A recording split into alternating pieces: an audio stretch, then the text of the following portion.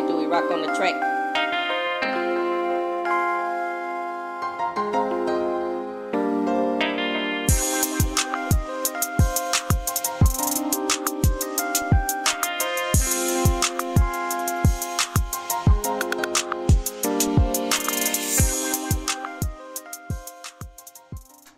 Welcome to Immerse Podcast 360. I'm your host, Maserati. We want to thank you guys for tuning in. No matter where you are in this metaverse world, we're going to continue to bring you the best quality content and formula that we know how. We want to thank you guys for all the likes, shares, and subscriptions out there on Facebook, Instagram, Twitter, YouTube, and now TikTok. And look out, do we have a special guest for you guys today? For Beyond the Game, we're going to visit our neighboring state of Texas and visit with a Shreveport native and a Wiley University graduate.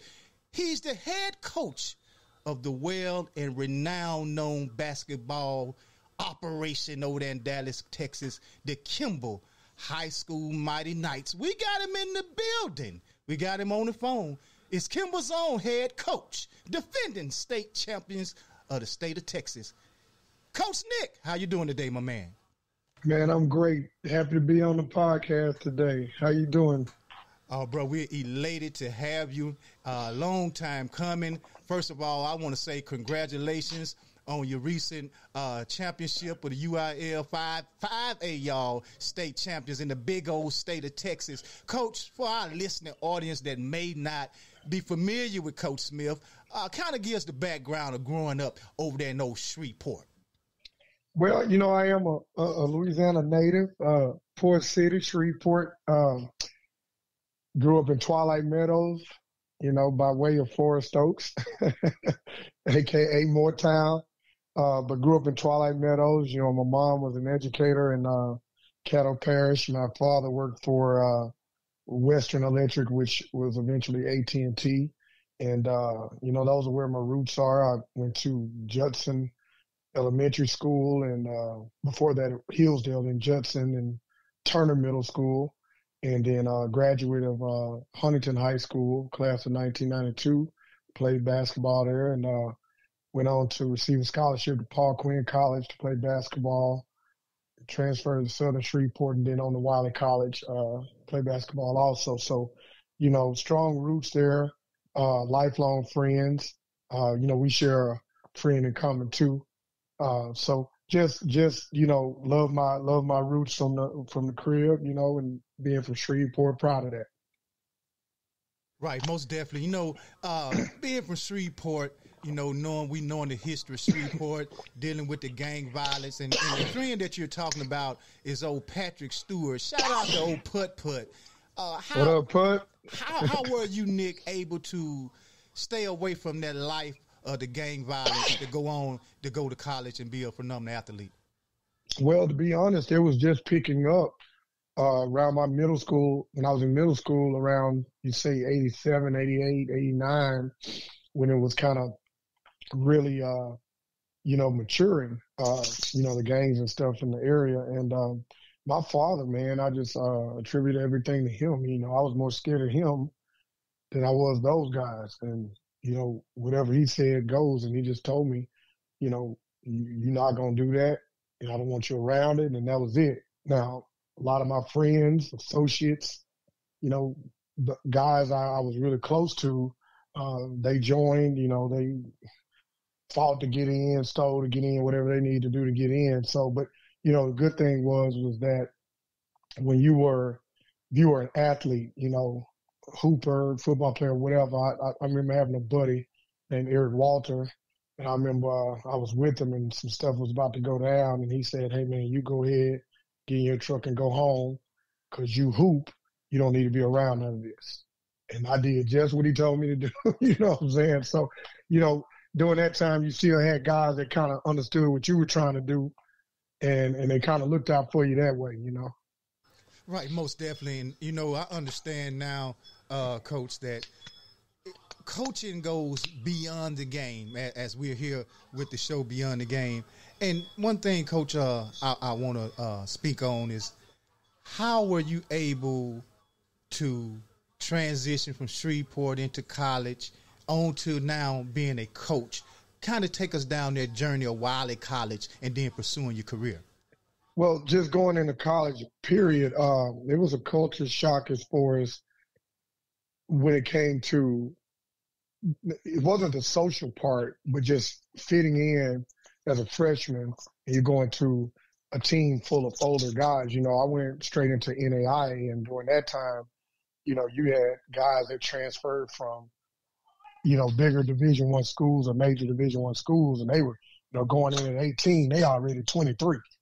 You know what I'm saying, 24. So you had older guys in those schools, and I tell kids nowadays, they think they look down on NAIA when you don't have any other kind of scholarships. I said, dude, you go up in there, those guys will run circles around you. You know, and so just going to Paul Quinn, it was an adjustment.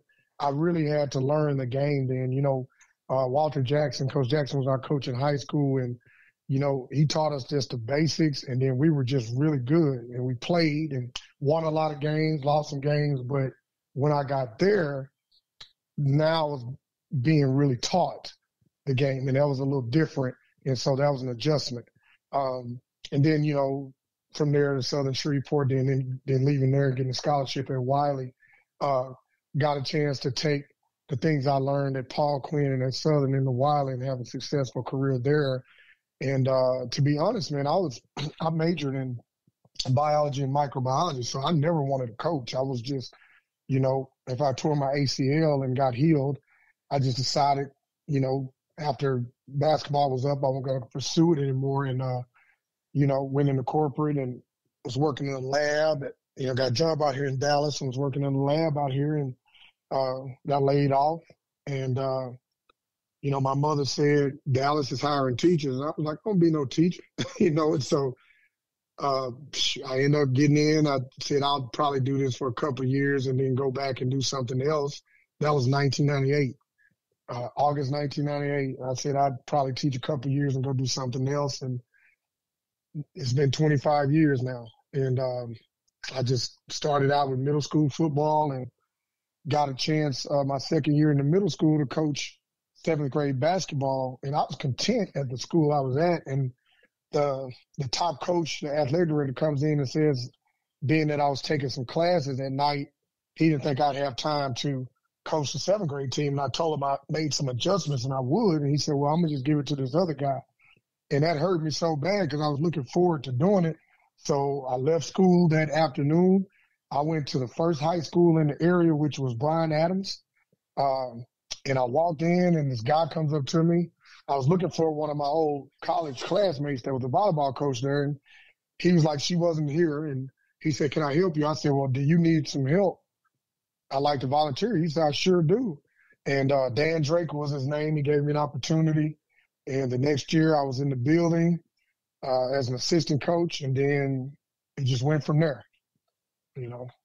Most definitely. Coach, and what we're going to do right now, we're going to take a short intermission, and when we come back, we're going to jump into you being at a legendary school like Kimball High School and the pressures it must have been, man, to keep that tradition going. When we come back, we're going to jump into it with Kimball High School head coach and defending UIL 5A state champions, Shreveport native, Wiley College graduate, head coach Nick Smith, when we return.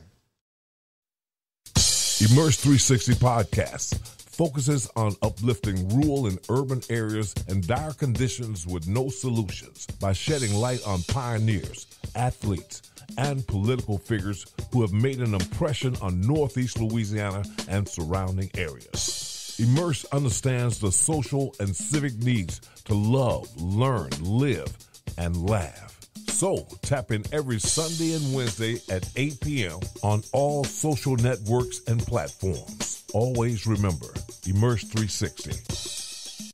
Welcome back to this portion of the show. This is being brought to you by Involved Social and Civic Club, Burchell Family Insurance Agency, Kick Thrones in Scrap City, Louisiana, and Stepping Stones LLC of Jonesboro, Louisiana. We're still here with Kimball High School, Dallas, Texas, head coach and defending UIL 5A state champions, the Kimball Knights. We got him in the building, head coach Nick Smith. Coach, before we went to the intermission, You were sharing with us about your transition from Shreveport, avoiding the gang violence, and going on to Wiley College, where you really learned and have a great aspiration for the game. But share with us, Coach, about that pressure, man, of getting that head coaching job at Kimball and keeping that tradition going. Well, it's funny you say that because it kind of, fell into my lap the way some things went. It kind of came down to me. I was a head coach for a while at Pinkston High School, and then I came back to Kimball as an assistant coach for a few years. And then our head coach, Snoop Johnson, he left, and the job became, available, and they wanted to keep it in-house at the time, and it was me and another assistant, younger guy, and it was a 2-month hiring process. I mean, they had 200 coaches from everywhere, even college coaches trying to get the job, at smaller universities, smaller colleges, I'm sorry. And so it came down to both of us, and, I got the job. And so I knew that it was going to be a challenge, and I knew the expectations because that's where I kind of grew up as an assistant coach before I got my first head job.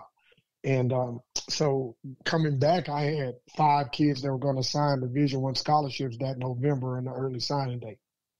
And one of them ended up being a McDonald's All-American, Jawan Evans, who's a 5'11" point guard. He was the only McDonald's All-American in the state that year that, got a chance to play in the game and everything. So, it was just a challenge I knew we were going to have. We had a state team that year. We fell short. I think we got beat in the 3rd round by 1 point or something. And then the next few years, man, it was just a building process. I'd go in 21 to 23 games I took over Kimball in 2014, 2015. So between 2015 to 2019, I'd win anywhere from 20 to 26 games. But I was getting knocked out in the 1st or 2nd round, the playoffs. And so that's not acceptable, and you might look at, oh man, you won 22 games. I had a good year. No, it's not like that. We strive for better, and, and I had to do better, and I had to start with me, had to switch up my coaching staff a little bit. When we did that, we came back, won 24, 25 games in 2019. Then in 2020, we made it to the regional finals. I think we were 30-7. 2021, we were 25-11 state championship. We lost in overtime. 2022, we were 30-9 in state championship. And then 2023, we were 33-2 with a state championship win. So we went in 2021, 22, we lost it. 23, we won it. So we're just keeping that tradition going. That was Kimball's 7th championship. We have the most in North Texas, and we are tied for the 2nd most with, I think, about 4 or 5 other schools in the state. Wow, and Coach, with so much, things going on out here with recruiting and different things of that nature. I'm looking at your numbers. In 16 years, you've been able to help over 62 kids get scholarships. Give us the philosophy on the coaching style and the motto of Coach Nick Smith. Well, the one thing is I try to instill in those kids from day one motto that I took from, I heard Billy Gillespie when he was at Texas A&M say this team had to practice, and I just kind of adopted that. And started it when I was at Pinkston High School and just kind of carried on over to Kimball when I got the job. But one, we're going to play hard, we're going to play smart, and we're going to play together. And then teaching them what Kimball basketball is about and getting them to understand that Kimball basketball is about giving ourselves a chance to win every game by competing. And we're going to compete. We're going to be in every game, giving ourselves a chance to win and competing. And, just gets drilled into them every day, teamwork, playing hard, just doing everything the right way and trying to be perfect, even though we know that none of us are perfect, but we're going to do everything we can to be perfect in practice, in school, wherever we are in life, try to be perfect. And if you're trying to be perfect, you're going to be great, So that's one thing I've always taught the guys that have come in the past and everything. And, those kids, man, the 62 guys that I can sit here and say that I coached, that ain't including the guys that did not play for me and they were at other schools and their parents never reached out and I was able to help them. And even guys that when I was an assistant coach at Kimball that went on. But those are the ones that, that I coached as a head coach. And 22 of those kids went Division I. So you had a lot go D2, NAI, small college, JUCO, D3. And that's just where they went out of high school. Now, some of them went on to junior colleges and then went on to other schools after that too, but just where they went, and I tracked that. And a lot of people don't understand how do you know how were you able to do that? Because those numbers, and that's a lot of kids. And even if you do, take those kids and divide it by 16, I mean, it's a lot of kids a year. And all those kids ain't starters, Some of those guys are 8th or 9th guys or seniors. We just make sure we get film, well connected across the country, and we just shoot it to whatever level I think they could possibly play at. We'll shoot it out to 20, 25 schools, and, somebody always calls back, and like I tell those guys, I'll get you in school, but it's up to you to stay, so. And that's the thing about it, Coach. We were talking earlier, and like we said before, the coaching goes beyond the game. Kind of share with the people, because, here they be hard on basketball coaches around here. My brother did it for 19 years, and the program's just not what it used to be. But share with the people the day-to-day basis that the things that a great coach, listen to me, y'all, the things that a great coach goes through with his players and students on a daily basis. And when you say a great coach, this doesn't even have to be a coach with, a X amount of wins and a great X and O guy, and he's got all these players and everything like that that's gone big time, and he's won a bunch of state championships. I know some great coaches that, they may win 7. Those guys may only win 8 or 9 games a year, and just. And can you hear me? Yeah, I can hear you, Coach. Go ahead. I'm okay. Listening. Yeah, and then you got coaches that may not win a lot of games every year, but they get the best out of their kids, man, because those kids believe in them and they trust them. I mean, waking up in the morning, there's some kids, man, that miss the bus or might not have a ride to school or whatever. It just depends. Slept on the floor all night, the back hurt, they don't have a bed or some sleeping. I mean, it's all kind of stuff you deal with. And then those kids getting to school and being there in the morning, making sure they're in their classes.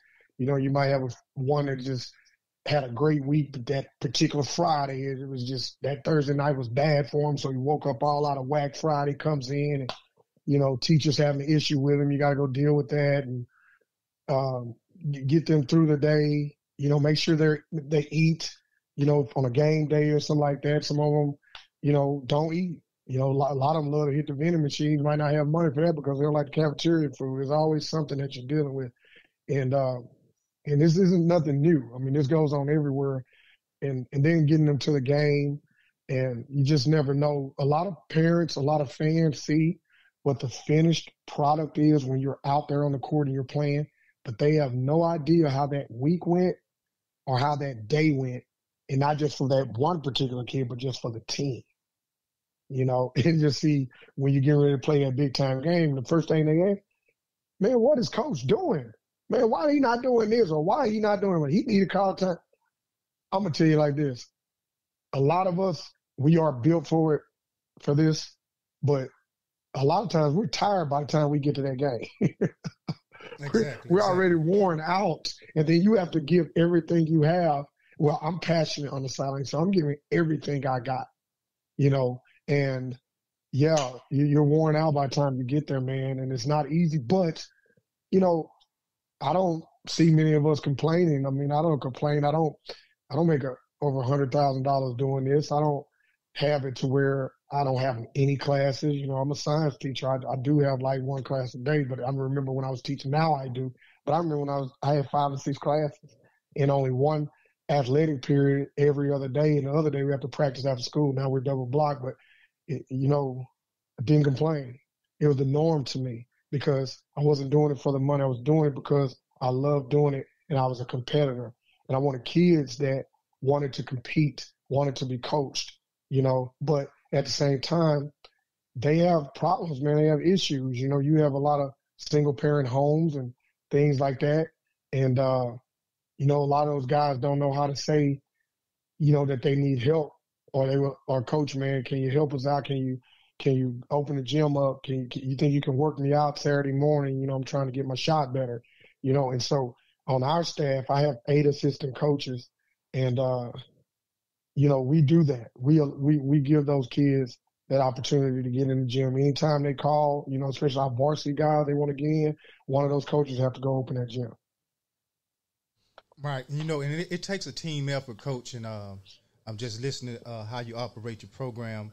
I wanted to ask you this. Being in that limelight and those guys, your young men, how are you keeping them focused during that championship run with all the media, all the hype, and even after the championship, going into this season? Teach us, Coach. Teach us. Well, last year was one of it was one of the easier years coaching, but it was also one of the most difficult. And the reason why I say that, because I've had some teams with some 5-star players and stuff, and they kind of, you know, it can get a little sideways. You can get some prima donnaism in there and stuff like that. But the guys I had last year, I think I had 2 3-star guys and just some guys that, put it this way, when they all stepped on the court, they all look like 5-star players. That's just what we demanded from them and the way they played. But we lost a game to Carter High School. Then we went to Atlanta and we played Wheeler. And they got the kid Isaiah Collier that's playing over Bronny James at USC. And we lost to him, and the boys told me after the game that they weren't going to lose any more games. And I was like, okay, we'll see, you know, like that. But we went on a 28-game winning streak all the way to and won the state championship, 28-game winning streak. The hardest thing to do was to keep them winning because we got to a point to where we couldn't lose any more games. We couldn't lose. You know, you can lose during the season and get back in and things like that. That was the hardest part. So being creative every day, you know, I never gave the same, like I told you, in 5 years, I've never given the same pregame speech, halftime speech, or postgame speech. It's all been different.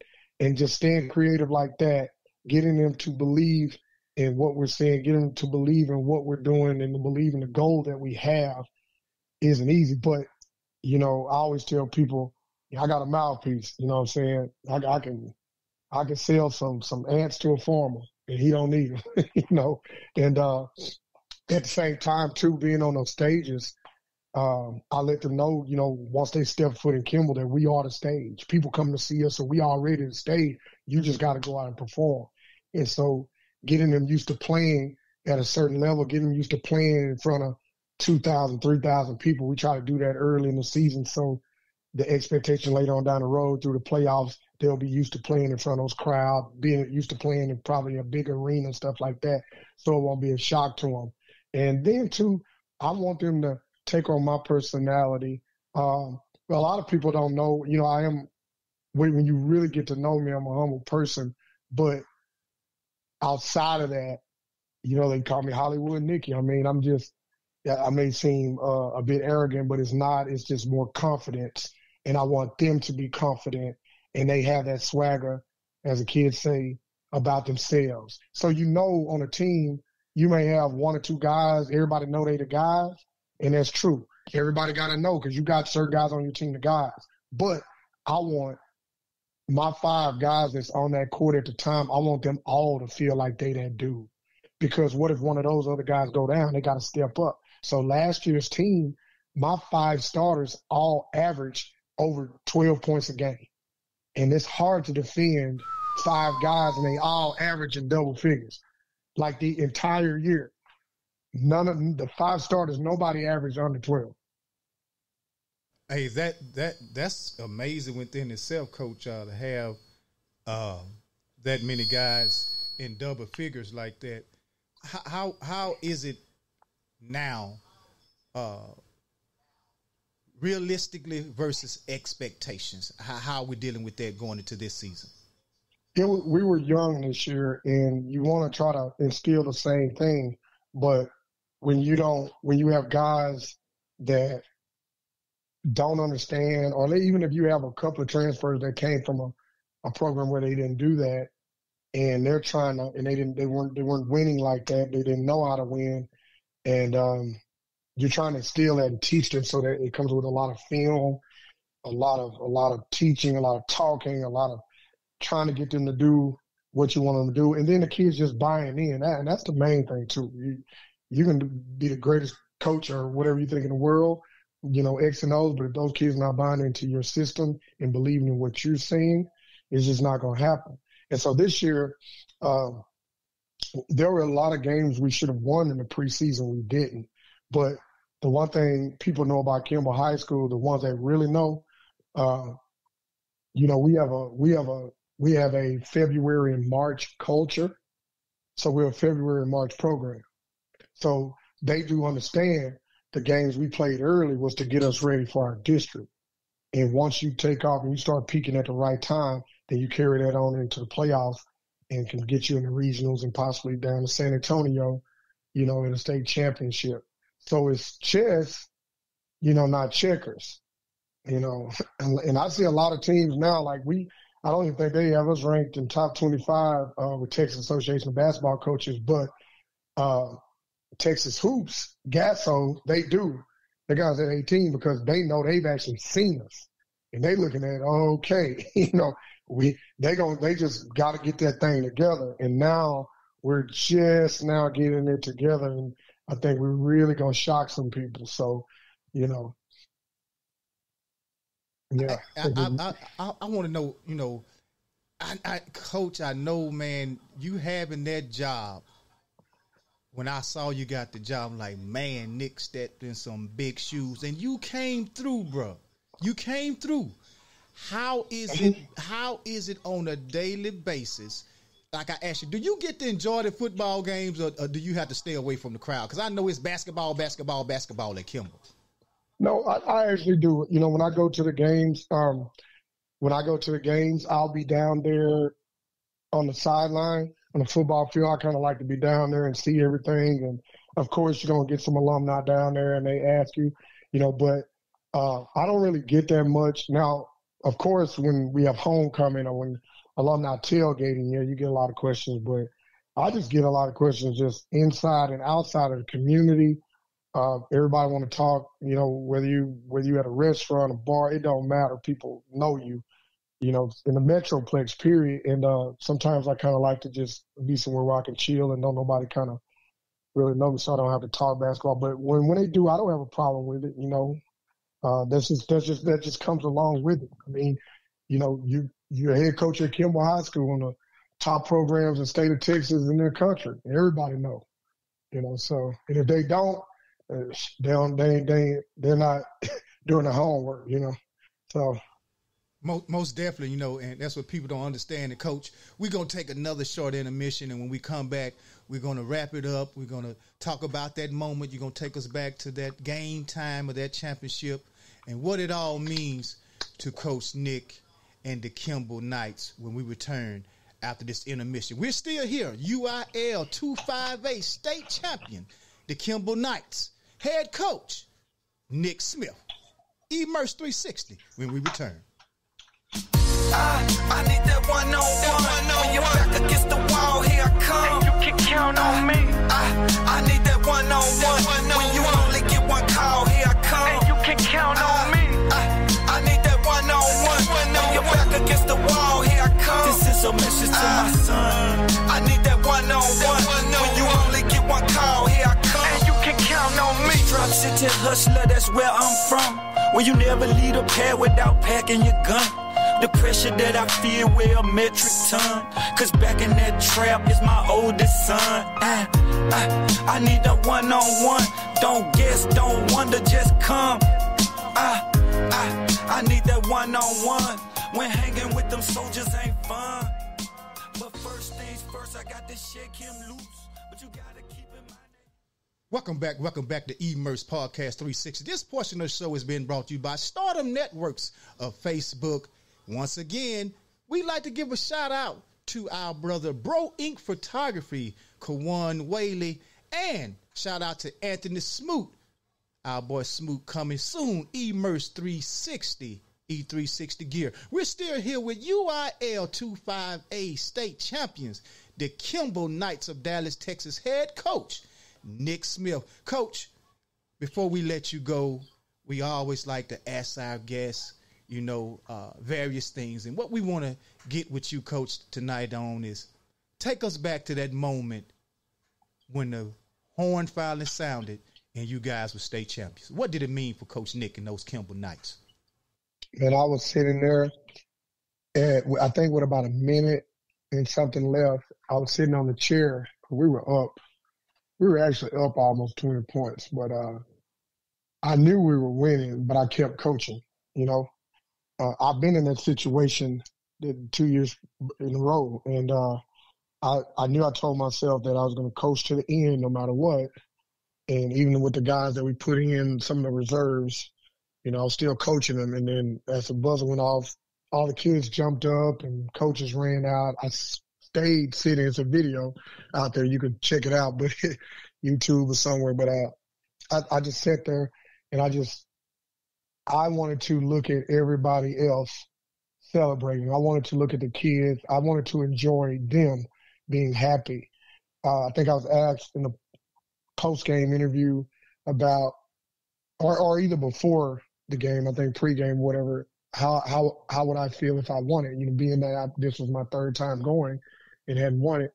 And I told him I didn't know.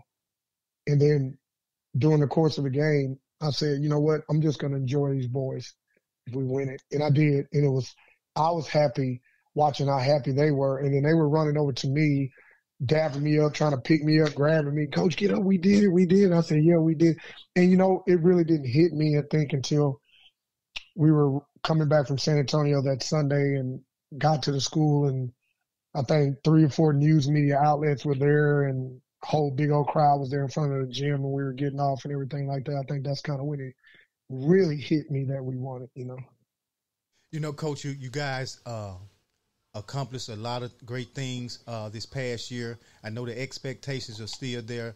7 times, y'all, Kimball High School has been state champions, and I'm proud that it's one of my classmates, Wileyites. We doing great things at Wiley College. Y'all need to check us out. But if you ever, guys in Dallas, Texas, from here to March, stop through and check out the Kimball Knights and Coach Nick Smith as they defend that 5A UIL state championship over there in Texas. Coach, before we let you go, looking through a glass, what would you like to tell the Kimball Knights fans and your home city or Old Port City? I want to tell the Kimball Knights fans, look out. Y'all know we coming. You already know what we do and how we do it. So get your rooms ready this year. Get them next year. Get them the year after that. We're going to San Antonio. Everybody always asks me early. They ask me in November, Coach, I need to go and book my room. I say, go and book it. I always say it with a laugh, but book your room. But y'all know we coming. You know about the Kimball Knights and Shreveport, Port City. Want to send a shout out to Huntington High School, Coach Mac Jones over there, head coach over there doing good things. And my former coach Walter Jackson from Tallulah, Louisiana, and everything. So just want to send a shout out to Port City, Twilight Meadows, Pines Road. That's everything. You know what? We got to send a shout out to my boy Skateboard P, Put, Green Oaks, Cooper Road, everybody up there too. I got to send a shout out to my boys. So, I know you're going to call me. Already, Coach, and we want you to remember, man, whatever we can do for you here at Immerse 360, man, you don't hesitate to give us a call, bro. We appreciate you stopping through and sharing some of that limelight of the Kimball Knights that you guys are having, and much success and much luck to you again, Coach. And, man, Wiley forever, bro, and I got much love for you, Nick. For sure. Thank you for having me. Yes, sir. Yes, sir. Hey, we want to thank you guys for tuning in for another episode of Beyond the Game. That was the Kimball High School of Dallas, Texas, the Mighty Knights head coach, the defending UIL 5A state champion, Coach Nick Smith. Hey, we want to tell you guys to remember, be involved, stay encouraged, and most of all, y'all stay immersed. We out of this thing. You already know. Real niggas will tell you they saw me come up from nothing, running from hard time. Late night in the ghetto, hustling up in the hood, thugging dog. It ain't much else to do. And before I let you snooze me, I'm gon' aim and true. A cold boy, pitching coke, man. Chasing more joy, shotgun, head gang good. Got me hollering, oh Lord, he mad. You love him, you better go holler at your boy. Remember praying for better days. Now we praying for better, yeah. I needed the stretch, just trying to get me that better pay. I ain't what's up, please. I bet your girl wanna fucking pop. Cause all this money I'm making, I be up hugging my block. Pressure for bricks that be faking, I be hugging my clock. For real, just wanna be successful, can I live? But running these streets